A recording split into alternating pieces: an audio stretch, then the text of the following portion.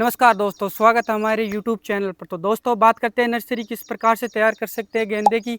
तो आज बात करें गेंदे की नर्सरी, क्योंकि एक अच्छी क्वालिटीदार पौधा तैयार करने के लिए नर्सरी के अंदर हमें बहुत ही अच्छे से मेहनत की आवश्यकता होती है, अच्छे मैनेजमेंट की आवश्यकता होती है। किस प्रकार से मतलब उसकी तैयारी किस प्रकार से करते हैं ज़मीन की, तो ये बहुत ही हमें ज़्यादा ज्ञान होना ज़रूरी होता है, क्योंकि एक छोटी सी गलती एक पूरी जो नर्सरी के जो अंदर पौधे लगे हैं उसको नष्ट कर सकते हैं।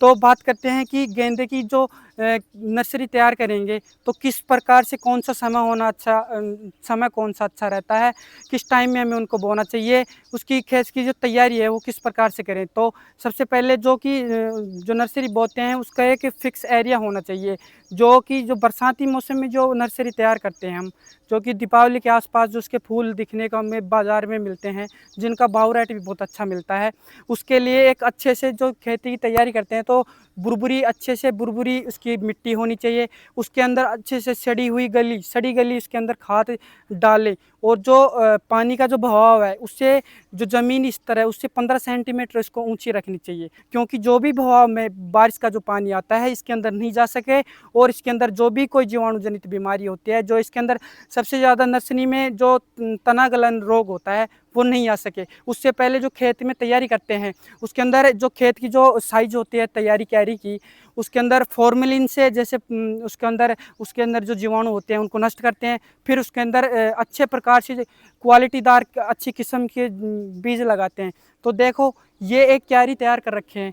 देखो इसके अंदर एक कॉमन समस्या हमें देखने को मिल रही है, जो ये मैं किसी किसान भाई के प्लांट के अंदर आया हुआ हूँ। इन्होंने ये नर्सरी तैयार कर रखी है, ये एक बहुत ही गलत तरीके से इन्होंने नर्सरी तैयार कर रखी है, क्योंकि इसके अंदर देख सकते हो किस प्रकार से कितने अभी ये लगाने लायक हो गई, खेत के अंदर फील्ड के अंदर ये लगाने लायक हो गई, लेकिन फिर भी देखो इसके अंदर कितने खरपतवार लगे हुए हैं, क्योंकि ये खरपतवार क्या करते हैं इसके अंदर रोग पैदा कर देते हैं।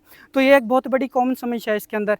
और फिर मैंने आपको इस वीडियो के अंदर बताया कि ज़मीनी स्तर से 15 सेंटीमीटर ऊँची रखनी चाहिए, लेकिन ये जो नर्सरी है ये प्लांट ज़मीनी स्तर के बराबर है। और ये देखो ये जैसे इस प्रकार ये रोड है, रोड से जो भी पानी आता है इसके अंदर आके गिर जाता है, तो ये एक इसके अंदर रोग पैदा कर सकता है। तो ये भी ज़मीन स्तर भी गलत है।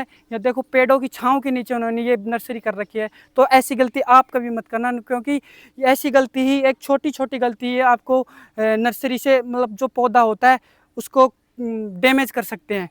तो बात करते देखो किस प्रकार से ये है 2 बीघा लगभग, ये कितनी नर्सरी है 2 बीघा, जो समझते हैं हमारी देसी भाषा में 2 बीघा बोलते हैं, उसके अंदर ये आ जाएगी। ये 20 से 25 दिन के अंदर तैयार हो जाती है।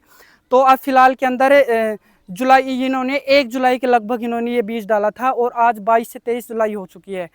तो अभी तक ये लगाने लायक तैयार हो गई है। अब देख सकते हो ये खेत भी इन्होंने तैयार कर रखा है। ये एक से 1.5 बीघा का जो खेत है इन्होंने अच्छी प्रकार से तैयार कर रखा है, लेकिन इसके अंदर भी ये बहुत गलत तरीके से इन्होंने देखो खेत तैयार कर रखा है। इसके अंदर किस प्रकार से अच्छे से तैयार नहीं कर रखा। देखो घास फूस है ना, इन्होंने इसके अंदर कोई भी किसी प्रकार का कोई जैसे उर्वरक डालते, जैसे वर्मी कंपोस्ट किसी प्रकार की इन्होंने कुछ भी नहीं डाल रखा। एक साधारण तरीके से खेती करते हैं, इसलिए मुनाफा नहीं होता। मैं वीडियो के अंदर बोलना तो नहीं चाहता, क्योंकि जो किसी के खेत के अंदर आए और उसको कुछ ऐसे गलत सजेशन दे तो वो अच्छा नहीं है। इस कारण मैं तुमको बताना चाहूँगा कि इस प्रकार से आप भी कभी जो हमारी वीडियो को देख रहे हो इस प्रकार से आप भी ऐसी गलती ना करें, क्योंकि एक अच्छे पैदावार करने के लिए हमें एक बहुत अच्छे से खेत की तैयारी चाहिए। क्योंकि खेत से अच्छे से मतलब जो भी कोई खेत है उसके अंदर हम प्लांट में जैसे हम इस बगीचे को लगाना चाहेंगे तो उसके अंदर अच्छे से उसकी कटाई करो।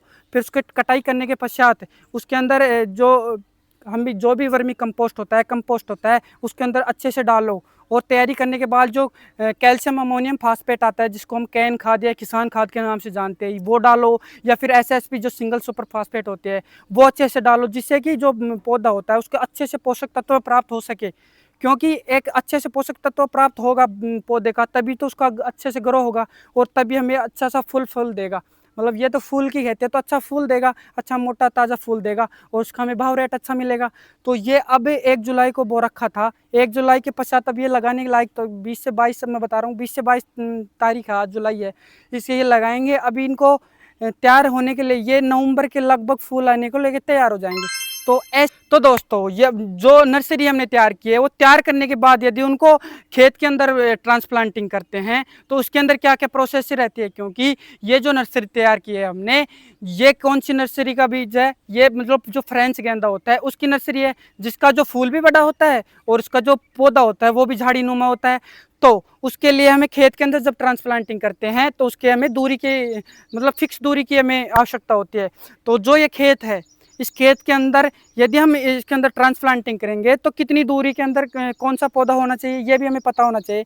तो 45 × 45 जो सेंटीमीटर है, उसके पौधे की गैप होनी चाहिए। जैसे हमने पौधा लगा दिया, ये एक इधर पौधा लगा दिया, तो इसके आगे जब 45 सेंटीमीटर यानी 1.5 फुट होने के बाद ही यहाँ पर पौधा होना चाहिए।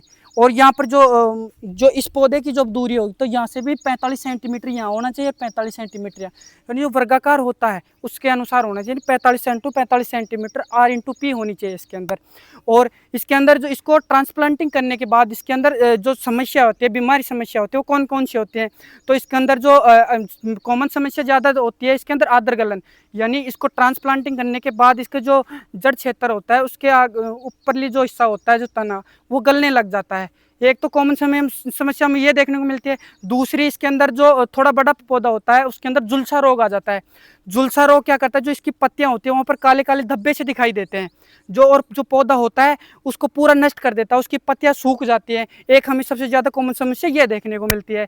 दूसरी बात करें कि इसको जो थोड़ा बड़ा हो जाता है पौधा, तो इसके अंदर पाउडरी विल्ड्यू जो फंगस होता है, मतलब पाउडरी विल्ड्यू रोग होता है, वो हो जाता है, जो कि पौधों के अंदर सफ़ेद सफ़ेद से चूर्ण से दिखाई देते हैं। ये फंगस से होता है, कवक जनित रोग होता है। ये हमें इसके अंदर सबसे ज़्यादा कॉमन समस्या देखने को मिलती है।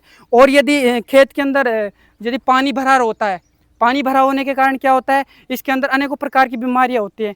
तो और यदि नाइट्रोजन यदि हम ज़्यादा डाल देते हैं तो इसका पौधा हरा भरा तो पौधा हो जाता है और पौधा तो बड़ा हो जाता है, लेकिन इसका जो फूल होता है वो खिलने में उसके ज़्यादा टाइम ज़्यादा लग जाता है, वो खिल नहीं पाता है। तो इसके अंदर लिमिट से ही हम जब नाइट्रोजन डालते हैं तो लिमिट से नाइट्रोजन डालना चाहिए। और यदि जो पौधे की जो पत्तियाँ होती है, जो पीली हो जाती हैं पौधे की पत्तियाँ, तो उसके लिए इसके अंदर नाइट्रोजन दे, लेकिन बहुत सीमित मात्रा में दे, और जो पानी का भराव है उसको निकाल दे पानी। और इस प्रकार से अच्छे से एक बहुत वैज्ञानिक तरीके से आप खेती करें, जिससे कि हमें ज़्यादा से ज़्यादा अच्छा हमें इसका जो गुणवत्ता युक्त हमें फूल प्राप्त हो और हमारा प्रोडक्शन ज़्यादा हो और हमें अच्छा मुनाफा प्राप्त हो। तो ऐसी टिप्स जानने के लिए हमारे इस चैनल को फॉलो करें। आज के लिए विदा लेते हैं। जय हिंद, जय भारत।